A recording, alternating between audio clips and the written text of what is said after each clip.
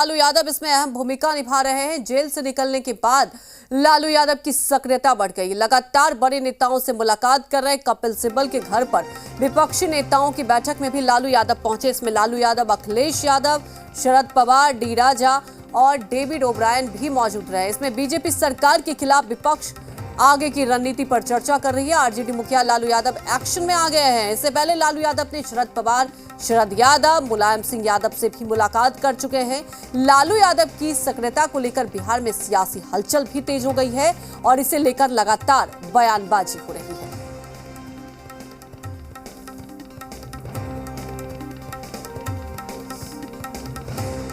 Active वो लोग हुए हैं जिनके घर पे कल बैठक हुई है, वही सोनिया गांधी, राहुल गांधी के खिलाफ चिट्ठी लिखे थे।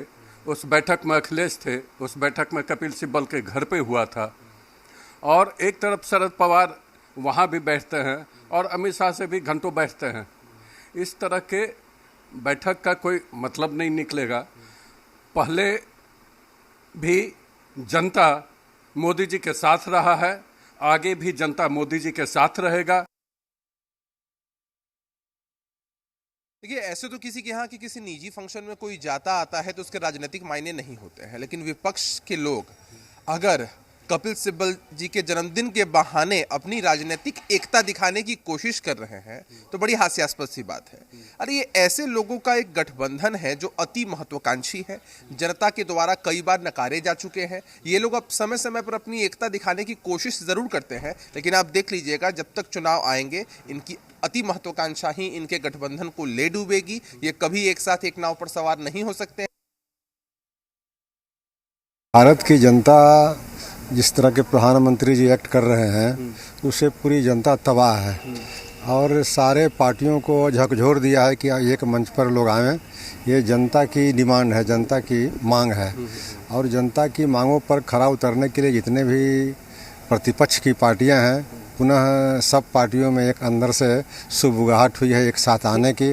और उस आने की दिशा में यह कल कपिल सिब्बल जी के यहाँ जो जन्मदिन के अवसर पर मिले हैं कई वरिष्ठ विपक्ष के नेताओं की ये जमघट जो है ये कुछ न कुछ रंग लाएगी। मुझे पूरा यकीन है कि इस सांप्रदायिक आवाज़ के खिलाफ, इस पूंजीपतियों के साथियों की आवाज़ के खिलाफ सारे लोग एकजुट होंगे और अगली लोकसभा में तो इसकी वानगी आपको दिखी जाएगी। शायद ये कहना उचित होगा कि अगली लोकसभा की वानगी तो आपको अभी से ही दिख रही है। विपक्षी एकता आगे बढ़े। देश में जो प्राण परिस्थिति है, देश आज विखंडित हो चुका है। देश की एकता, अखंडता, संप्रभुता, सहिष्णुता, कश्मीर से कन्याकुमारी तक एकता आज खंडित होने की ओर है। इसलिए इस तमाम बिंदुओं को बचाने के लिए विपक्षी एकता का होना जरूरी है। तमाम जानकारी के साथ हमारे साथ पटना से आशुतोष लाइव जुड़ चुके हैं। आशुतोष, देखिए, अगर लालू यादव किस तरह से एक्टिव हो गए और उनका एक्टिव होना राजनीति में ये वाकई बहुत कुछ बयां करता है। आपने देखा इसके पहले तमाम दिग्गजों से उन्होंने मुलाकात की और अब कपिल सिब्बल के घर पर भी वो मुलाकात करने पहुंचे। तो ये समझा जाए जिस तरह से विपक्ष लामबंद हो रहा है केंद्र सरकार के खिलाफ, तो वाकई लालू यादव एक अहम भूमिका निभा रहे हैं उसमें। देखिए, स्वाभाविक तौर पर कोशिश यही है लालू प्रसाद यादव की कि विपक्षी दलों को एकजुट किया जाए। और आपने देखा होगा कि पिछले दिनों जब वो ठीक हो गए तो उन्होंने खुद जो उनके पुराने सहयोगी थे, समाजवादी नेता थे, उन लोगों से मुलाकात की। मुलायम सिंह यादव से मुलाकात हुई उनकी, उसके बाद शरद यादव से मुलाकात हुई और उसके बाद कपिल सिब्बल के आवास पर जन्मदिन के बहाने कई नेताओं से, उनकी विपक्षी दल के नेताओं के साथ बैठक होती है। तो ये कोशिश जरूर है कि विपक्षी दल के नेताओं को एक प्लेटफॉर्म पर लाया जाए, लेकिन सवाल वही है कि 2024 में क्या एक प्लेटफॉर्म पर सब लोग आ पाएंगे। हालांकि ये कोशिश कई दफ़ा की गई है लेकिन कुछ ठोस नतीजा नहीं निकला है।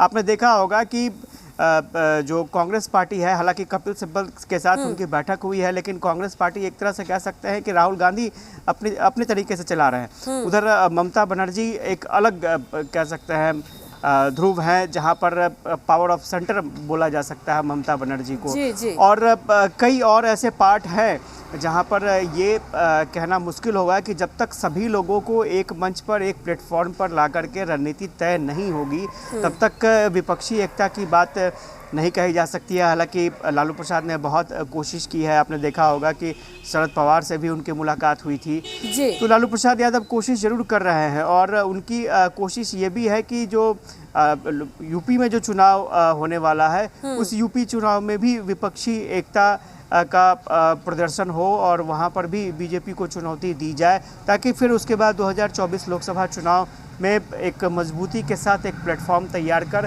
बीजेपी को या फिर एनडीए को चुनौती देने की कोशिश की जाए।